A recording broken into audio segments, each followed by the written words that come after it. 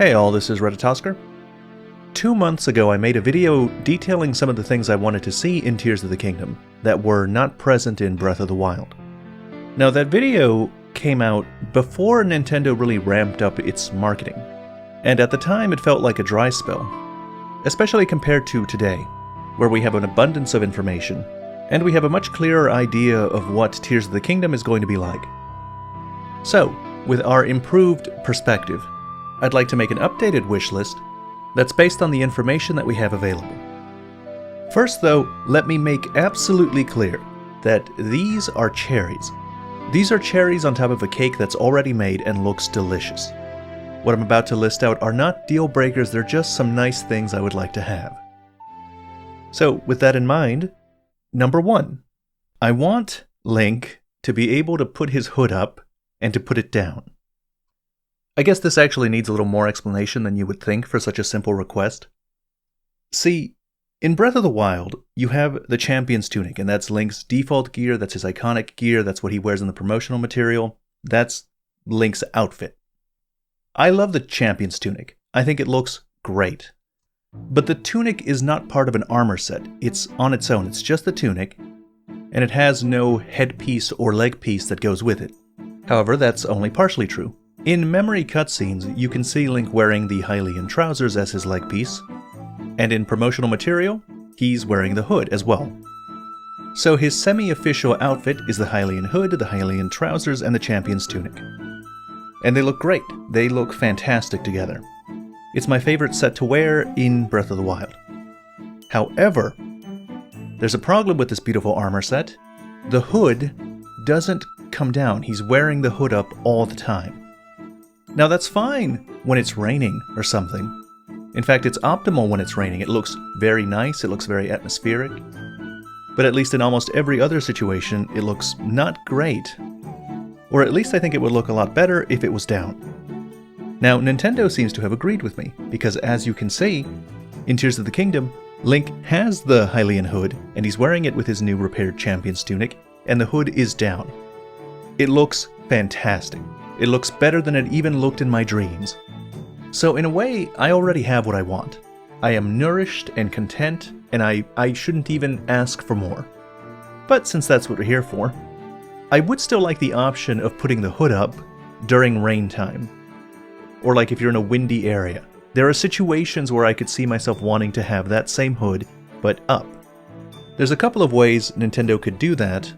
The most inelegant I can think of is having 2 separate items, one piece of armor with the hood up and one piece of armor with the hood down, and you'd have to switch between them in the menu.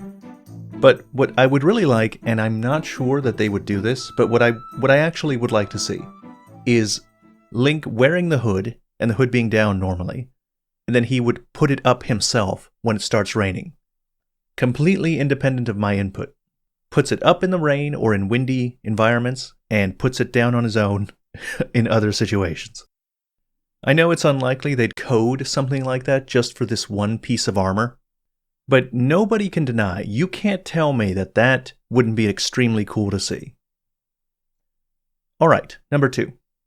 I don't want Demise to make a return in Tears of the Kingdom. In the final trailer, we see a figure that looks very much like Demise from Skyward Sword. There are several things that this figure could suggest. It could be that Ganondorf powers up and this is his powered up form and it just is reminiscent of Demise. It's supposed to invoke thoughts of Demise, but it's still just Ganondorf.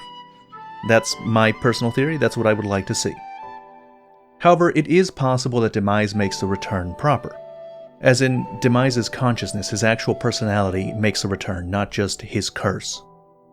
Some evidence for this being possible is the fact that the Master Sword is destroyed. At the end of Skyward Sword, Demise's consciousness was sealed inside the Master Sword. It was supposed to be decaying, and by the end of the game, it was implied that it was fully decayed.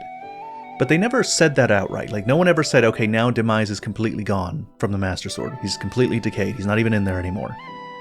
So there's some possibility that they would use that bit of lore and bring him back in Tears of the Kingdom. Which would mean that he's possessing Ganondorf's body here or puppeting Ganondorf in some way. And we'd find out that Demise was the real bad guy at the end. I think that's a terrible idea. I think that's the worst thing I've ever heard. And I'll tell you why. Because Demise is not as cool as Ganondorf.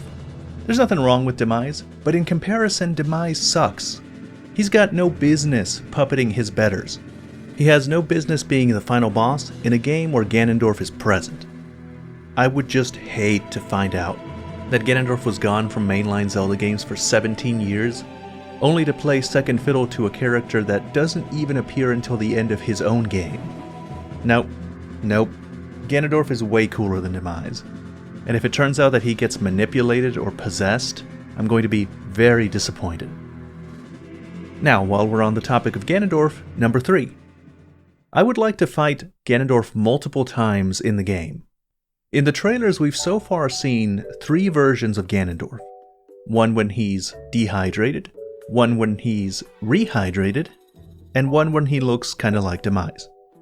I would like to see all 3 in battle. It's possible that the dehydrated version is just present for the initial cutscene, and by the time we meet him again, he gets rehydrated and that's how we face him for the rest of the game. But I think that would be kind of a waste because his mummified form is really well designed. He's very scary.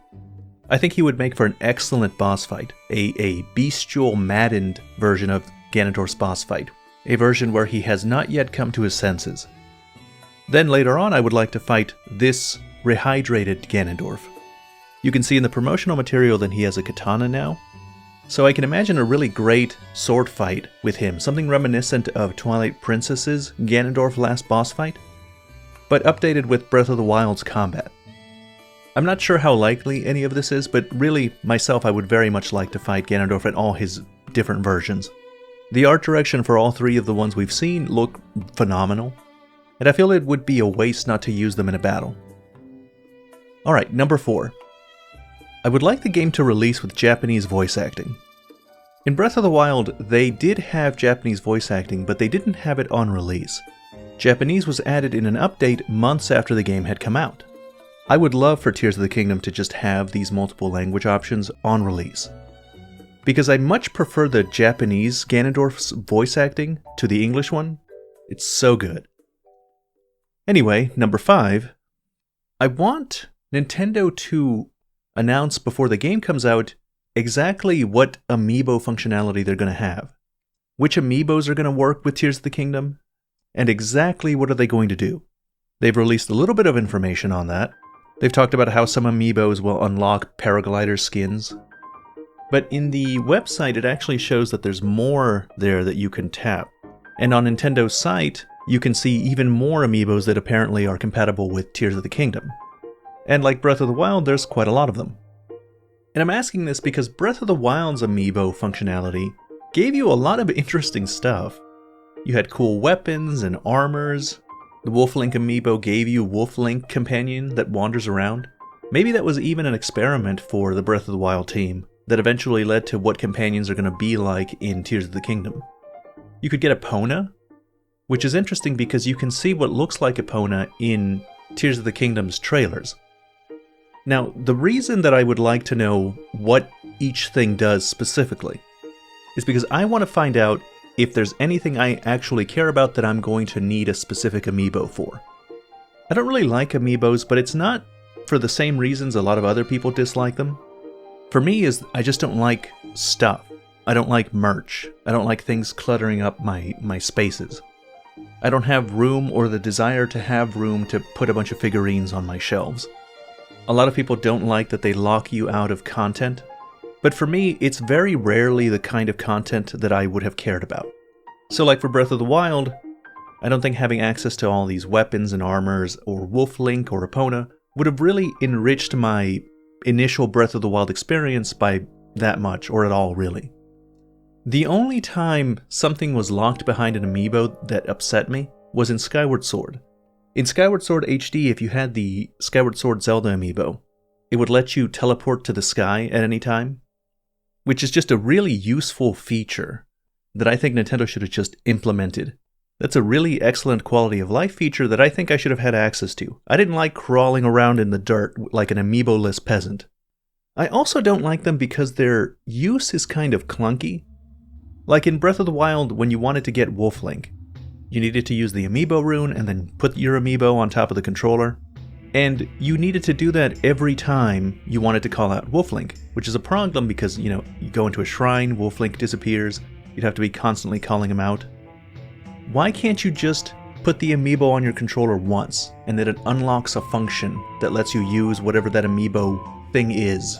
You have the Amiibo, you've proven you have the Amiibo, why can't you just get the content of the Amiibo whenever you want, instead of physically having to put the toy on top of the controller every time?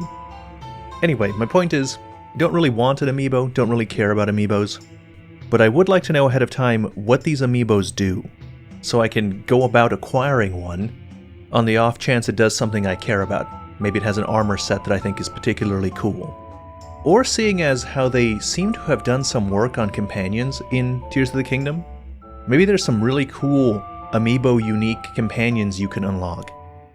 Maybe you can put them around with villagers to defend outposts. I'm not actually sure how that system's going to work yet, but if they had the Wolflink before, and they've improved the companion system for Tears of the Kingdom, I can easily imagine some really interesting companions they would add. Like maybe if you tap the Zelda Super Smash Bros. Amiibo, you get access to that one Zelda version that's wearing the big armor from... what was that game? Spirit Tracks, from Spirit Tracks. And then send her off to fight off enemies. What I would probably actually pay for is if the Link Rider Amiibo from Breath of the Wild actually gave you access to that horse, that specific horse, instead of Epona. Like, Epona's great, but this horse exists in the trailers and the promotional material.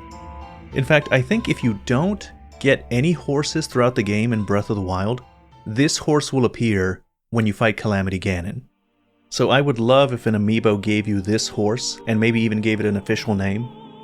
It would help me feel like I'm completing the set with the Hylian hood and trousers and the champion's tunic. Anyway, that is my wish list. It's kind of basic, but it's only basic because many of my major asks have already been showcased in previous trailers and fulfilled. So at this point I've kind of just run out of things to ask for. Other than dungeons, which is not on this list because you've already heard me harp on about that enough. But anyway, that's the end of this video. As always, thank you very much for watching.